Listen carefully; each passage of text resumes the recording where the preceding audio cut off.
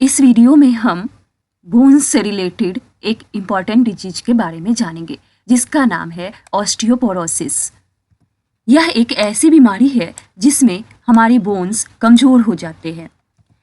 यह हमारी हड्डियों को जितना मोटा होना चाहिए उससे ज़्यादा पतला और लेस डेंस मतलब कम घना बना देता है। वैसे लोग जिन्हें ऑस्टियोपोरोसिस होता है उनके बॉडी में बोन फ्रैक्चर होने की संभावना बहुत ज़्यादा होती है। ज़्यादातर लोगों को पता भी नहीं चलता कि उन्हें ऑस्टियोपोरोसिस है जब तक कि उनकी हड्डी टूट नहीं जाती।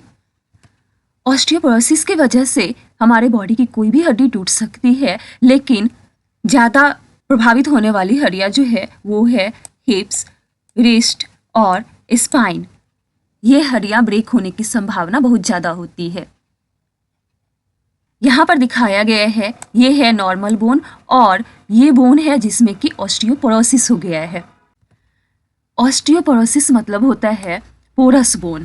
जब इसे माइक्रोस्कोप के अंदर देखा जाता है तो हेल्दी बोन जो होता है वो एक हनी कॉम्ब की तरह दिखता है, जैसे कि ये दिख रहा है।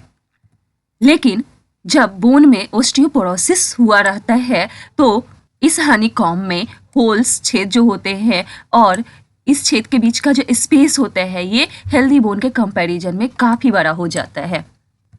और इस फिगर में यही दिखाया गया है कि हेल्दी बोन में छेद के बीच का जो स्पेस है ये कम है, लेकिन इसमें काफ़ी बड़ा हो गया है। अब जानते हैं कि ऑस्टियोपोरोसिस होता कैसे है, इसके कारणों के बारे में। बोन जो है ये एक लिविंग टिश्यू है जो कि कॉन्स्टेंटली ब्रेक डाउन यानी कि लगातार टूटती और रिप्लेस होती रहती है।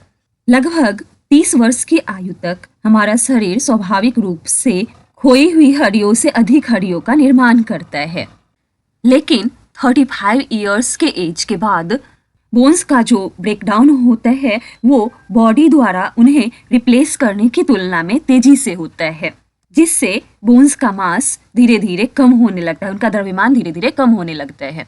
तो ऑस्टियोपोरोसिस तब होता है जब नए बोन्स का निर्माण पुराने बोन के नष्ट होने के साथ नहीं हो पाता। अब इसके सिम्टम्स के बारे में जानते हैं। ऑस्टियोपोरोसिस का जो सिम्टम्स है ये दूसरे हेल्थ कंडीशंस की तरह मतलब दूसरे बीमारी की तरह इसके लक्षण नहीं होते, इसलिए हेल्थ केयर प्रोवाइडर कभी कभी इसे साइलेंट डिजीज का नाम देते हैं। इसका सबसे कॉमन सिम्टम्स है अचानक से हड्डी का टूट जाना, स्पेशली तब जब छोटी सी गिरावट हो या माइनर एक्सीडेंट हो जिसमें कि हमें चोट भी नहीं लगती है फिर भी बोन ब्रेक हो जाता है। और एक बार जब बोन ऑस्टियोपोरोसिस के कारण कमज़ोर हो जाती है तो हमें कुछ साइन और सिम्टम्स दिख सकते हैं, जैसे कि बैक पेन जो कि स्पाइन में बोन के ब्रेक होने की वजह से होती है, रीढ़ के हड्डी के टूटने की वजह से, और समय के साथ हाइट का कम हो जाना, उसके बाद स्टूप्ड पोस्चर यानी कि झुकी हुई मुद्रा, और एक बोन जो अपेक्षा से कहीं अधिक आसानी से टूट जाती है। अब इसके ट्रीटमेंट के बारे में जानते हैं। लाइफ स्टाइल को चेंज करके, जैसे कि अपनी डाइट और एक्सरसाइज रूटीन इस समय चेंजिंग ला करके हम इसका उपचार कर सकते हैं।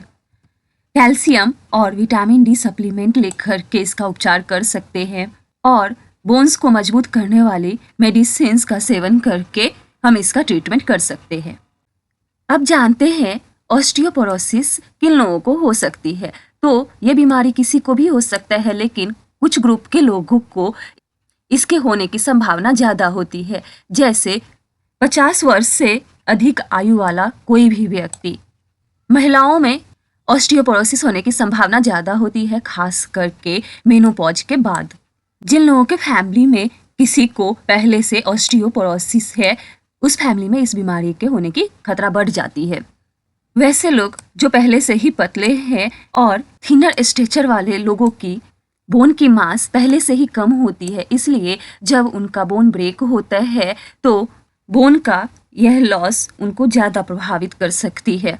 और वैसे लोग जो स्मोक करते हैं या फिर टोबैको प्रोडक्ट्स यूज करते हैं उनको ऑस्टियोपोरोसिस हो सकता है।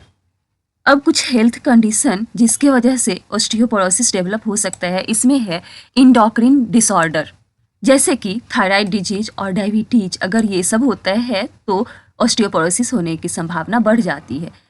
इसके बाद है गैस्ट्रो इंटेस्टाइनल डिजीज, फिर है ऑटो इम्यून डिसऑर्डर, ये हमारे बोन्स को प्रभावित कर सकती है, जैसे कि अर्थराइटिस, यह हमारे रीढ़ की हड्डियों को प्रभावित करती है। इसके बाद है ब्लड डिसऑर्डर या कैंसर, जो हमारे ब्लड को प्रभावित करती है। तो ये सब सारे हेल्थ कंडीशन है जिससे लोगों में ऑस्टियोपोरोसिस होने की संभावना बढ़ जाती है।